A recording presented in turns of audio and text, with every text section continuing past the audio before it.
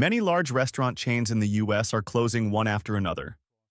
It's not because of a pandemic, nor due to natural disasters.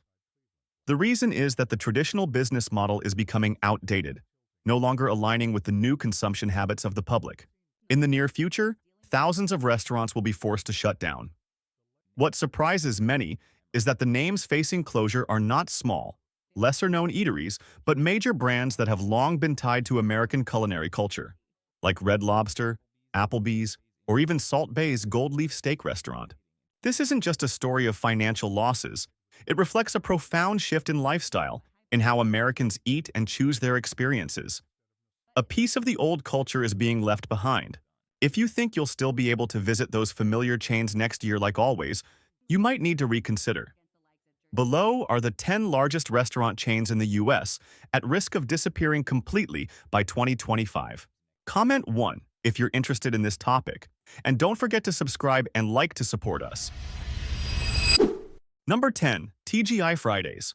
Who doesn't remember those lively weekends with friends at TGI Fridays, enjoying oversized burgers, vibrant cocktails, and a fun, upbeat atmosphere? But in an era where everything changes rapidly, this once iconic American dining chain is struggling to regain its footing. Founded in 1965, TGI Fridays was a go-to spot for many. However, according to IBIS World, the chain's revenue dropped by over 4% last year, while competitors like Applebees and Chili's maintained stability. The friendly, relaxed vibe that once defined Fridays is no longer as appealing as it used to be. Despite efforts to adapt through promotions, menu updates, and brand refreshes, the results have fallen short of expectations. Meanwhile, modern consumers' tastes have shifted. They now prefer lighter, fresher, healthier dishes over greasy, calorie-heavy meals. Yet, TGI Fridays remains loyal to its classic offerings like burgers, ribs, and fries, which are increasingly seen as outdated. This makes it hard for the chain to compete with newer brands like Shake Shack or Sweetgreen, which successfully blend flavor, health, and brand identity. Without significant changes, especially to its menu and customer experience, TGI Fridays risks becoming a nostalgic memory rather than a relevant destination. Rising operational costs, from rent to labor to inflation, further strain the chain's outdated model. Number 9. IHOP. When you think of IHOP, you likely picture fluffy pancakes drowning in syrup and legendary breakfast platters tied to childhood memories in America. But in an age where dining trends are shifting, with consumers prioritizing health and lighter options, IHOP's position is under threat. Once a symbol of the classic American breakfast, IHOP is now facing challenges. According to the National Restaurant Association, consumption of traditional breakfast foods like pancakes has dropped by 44% over the past 5 years. While IHOP has added salads, smoothies, and lighter dishes to its menu, these changes haven't fully met the new expectations of consumers. Moreover, IHOP's traditional sit-down restaurant model, mostly standalone locations, is becoming less efficient compared to more flexible, fast-casual chains like Chick-fil-A or Shake Shack. With rising operational costs and ongoing inflation, this outdated model puts heavy pressure on IHOP. Competition is also fiercer. Newer chains like First Watch and Eggs Up Grill not only serve tasty breakfasts, but also offer healthier, cleaner menus that align with modern lifestyles. They're attracting a new generation of diners who aren't as drawn to buttery, sugary pancakes. Despite a loyal customer base, IHOP is gradually losing its appeal. According to IBIS World, their revenue fell by 3.6% in 2023, while many competitors continued to grow. The question is, can IHOP adapt and maintain its presence, or is it slowly becoming a relic of a bygone era? Without bold innovation, particularly in its menu and operational model, IHOP's future looks uncertain. Number 8. Taco Bell. Taco Bell has long been a late-night go-to for millions of Americans, offering convenience, speed, and affordable prices. However, as consumers grow more demanding, not just about cost but also about health, Taco Bell faces significant challenges. Americans, especially Gen Z and millennials, are shifting toward healthier, low-calorie, nutrient-rich meals. Meanwhile, competitors like Chipotle and Panera Bread are winning customers with fresher, more balanced, and modern menus. While Taco Bell remains a strong player in fast food, its growth is slowing. In 2023, revenue grew by just 3%, far behind its faster-rising competitors. In response, Taco Bell has experimented with vegetarian, vegan, and gluten-free options. But these efforts remain cautious and haven't created a significant breakthrough. Additionally, Taco Bell's low-price model, long its strength, is under pressure from rising production costs and inflation. Maintaining low prices while ensuring quality is tougher than ever. Taco Bell must rethink its entire strategy: how to stay convenient, offer healthier meals, and retain its traditional customers. If it doesn't adapt quickly, it risks being left behind in a world where fast food is no longer just about being tasty and cheap. Taco Bell's future could lie in a smarter, fresher identity. But will it reinvent itself in time? Number 7. Buffalo Wild Wings. Buffalo Wild Wings, or B-dubs, was once a favorite spot for watching sports, sipping beer, and enjoying spicy wings with friends. But now, the chain is losing its edge. Why is a once-beloved brand struggling so much in 2025? The answer lies in changing consumer habits. In the past, B-dubs thrived on a simple formula: beer, wings, and sports. But Americans, particularly Gen Z and millennials, now prefer healthier, cleaner, less greasy meals. Since 2018, Buffalo Wild Wings revenue has dropped by about 15%. Part of this is because customers are turning to better alternatives like Chipotle or Panera Bread, which offer fast, fresh, reasonably priced food suited to modern lifestyles. Additionally, the loud, crowded atmosphere at B-dubs is less appealing than before. Americans today prefer quieter, more relaxing spots after work over noisy bars. Cost is another issue. A dinner for two at B-dubs can cost $30 to $40, while chains like Wingstop or Zaxby's charge around $20 to $25. This price gap is pushing customers away. To survive, Buffalo Wild Wings needs a major overhaul: a refreshed menu with healthier options, adjusted prices, and an improved dining experience. But time may be running out. Once a symbol of wings and sports, Buffalo Wild Wings risks becoming a forgotten choice if it doesn't act swiftly. Number 6. The Cheesecake Factory. If you've been to a major American mall, you've likely seen or dined at the Cheesecake Factory. With its 6-page menu, generous portions, and famous cheesecake slices, it was once a symbol of accessible, indulgent dining. But today, with ongoing inflation and stagnant incomes for many families, eating here is no longer as normal as it once was. A dinner for two can now cost $50 to $60, not including tip, a significant expense for households tightening their budgets. From 2018 to 2023, the Cheesecake Factory lost over 20% of its customers, while brands like Chipotle and Panera Bread have surged. These competitors offer quick, tasty, affordable meals that align with modern consumer habits. Beyond price, the Cheesecake Factory's 250-item menu now feels overwhelming and confusing to many customers. Many dishes feel similar, lacking distinct appeal, and the experience no longer feels special. The restaurant's once luxurious yet approachable atmosphere is also losing its charm. Meanwhile, smaller, independent restaurants are offering fresher experiences, Instagram-worthy settings, and more creative menus at more affordable prices. Young people today want quick, tasty, affordable, unique meals, not overly elaborate or expensive ones. The Cheesecake Factory still holds a place in American dining culture, but without change, it risks being left behind. In a rapidly evolving world, nostalgia alone isn't enough. Number 5. Salt Bae. This was never the kind of restaurant you'd visit after a long day at work. And the truth is, 99% of Americans will never step foot in a Salt Bae restaurant. Why? Because a signature salted Wagyu beef slice can cost $1,000. A burger is $120, and if you crave a 24-karat gold-covered steak, prepare to shell out $500 before tip. Yet, for a brief, dazzling moment, Salt Bae's Nusret restaurant empire exploded onto the global stage. Social media was flooded with videos of a sunglass-wearing man sprinkling salt with ballet-like flair. Celebrities, athletes, and the ultra-wealthy lined up to pay exorbitant prices for a flashy, ostentatious dining performance. But the bubble has burst. In the U.S., Nooser-et locations in New York, Miami, and Las Vegas have started to struggle.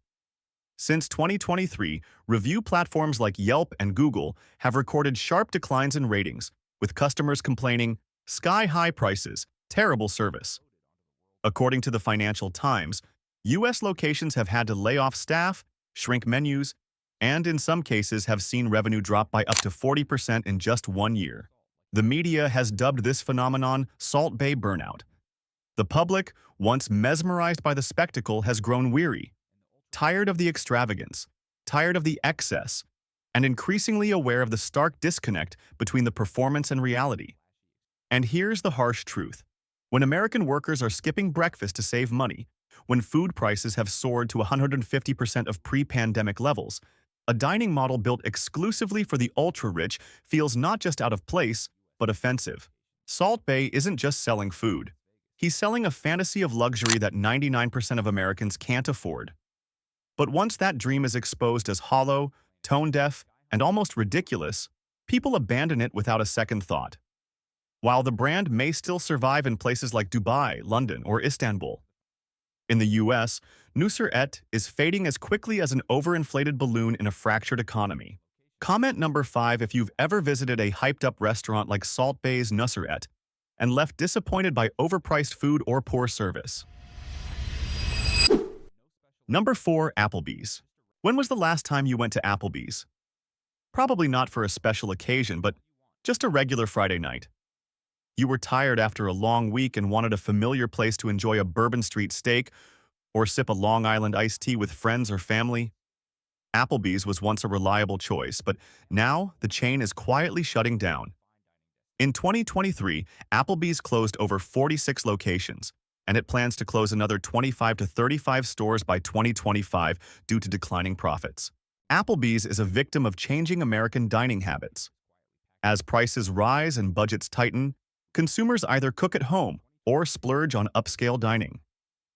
Chains like Applebee's are being left behind, especially since their loyal customers are mostly over 45, while younger diners find it unappealing. Fast, convenient, Instagram-worthy dining options dominate their habits. Applebee's now feels dated, both in its menu and ambiance.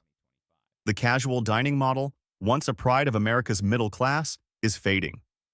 When an Applebee's closes, it's not just a restaurant shutting down, it's the loss of a community hub. If this trend continues, Applebee's may become a memory, leaving only faint traces in American culture. Number 3. Red Lobster.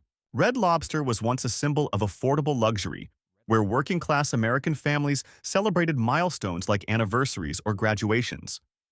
But now, the chain faces collapse. According to financial reports from Thai Union Group, which owns a major stake in Red Lobster, the chain lost over $33 million in the first quarter of 2024 and plans to close hundreds of locations to cut losses. Red Lobster's decline stems concurrent response from multiple factors: rising ingredient costs, especially for lobster and crab, combined with inflation, increasing wages, and soaring rent. The $20 unlimited shrimp deal, once a crowd puller, has become a financial burden. Additionally, the chain's loyal customer base has shrunk by over 30% since pre-pandemic times, as tight incomes and new consumer trends favor fresh, local, and experiential dining. As a result, restaurants that were once bustling on Friday nights now sit quiet, with "for lease" signs appearing at locations in once thriving shopping centers. People aren't avoiding Red Lobster because they dislike it. They simply can't afford it. Losing an affordable seafood dinner, a staple of working-class life, feels like another blow to their dignity. If Red Lobster collapses in 2025, it won't just be a brand's failure. It will symbolize an America grappling with economic instability. Number 2. Hooters. Picture this. You're driving through a suburban strip mall and see a faded, sun-bleached Hooters sign above dusty windows. No crowds, no bustle, just the silent shell of a brand stuck in another era. It's time to face the truth. America is turning its back on Hooters. Once, Hooters was more than a place for wings.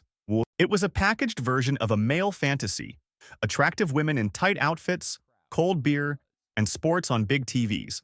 But this is 2025, not 1995, and Hooters has never evolved. According to Technomic, the number of Hooters locations in the U.S. has dropped from about 430 in 2012 to under 280 in 2024. Closures continue, with at least 40 locations shuttered in the past 2 years, including branches in major cities like Chicago, Houston, and San Diego. But here's the scarier truth. Customers simply aren't coming back. A 2023 Statista survey found that over 60% of Americans aged 18 to 34 feel uncomfortable or offended by Hooters' sexualized marketing. They don't want to dine somewhere that makes their girlfriend or wife feel objectified. Today's younger diners seek experiences, not eye candy. And even setting aside the marketing, Hooters food doesn't win hearts. Business Insider notes that the chain's menu averages a 2.9 out of 5 on Yelp, a dangerously low score in the cutthroat food industry.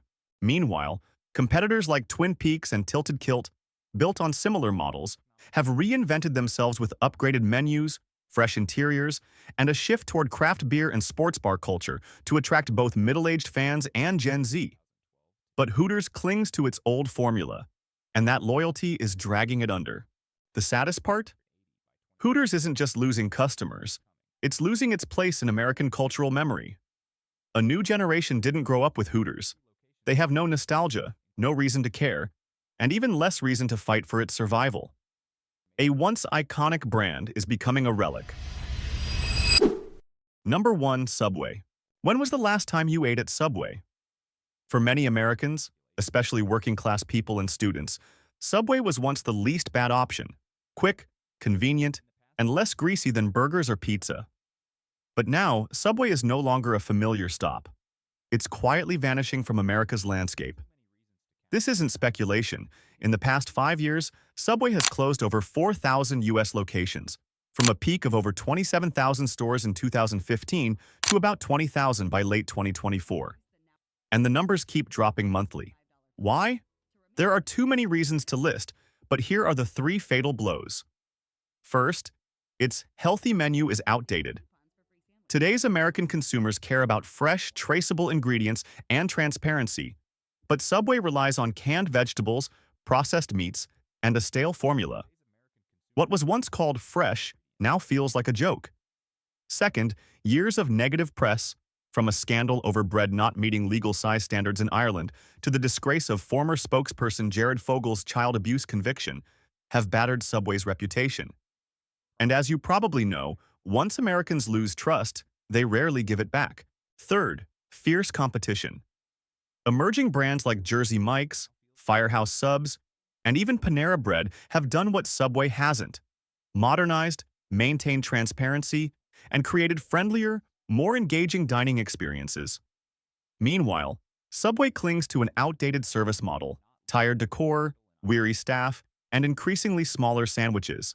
One more thing. Although Subway was sold to Roark Capital in 2023, hopes for a revival are dim. No founders are involved anymore. The massive machine is adrift like the Titanic, sinking fast with no one at the helm.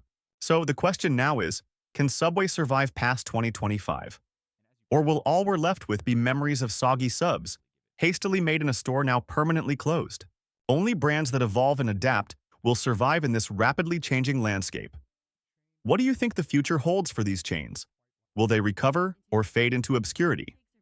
A quick note. The analyses and assessments in this article are for reference only.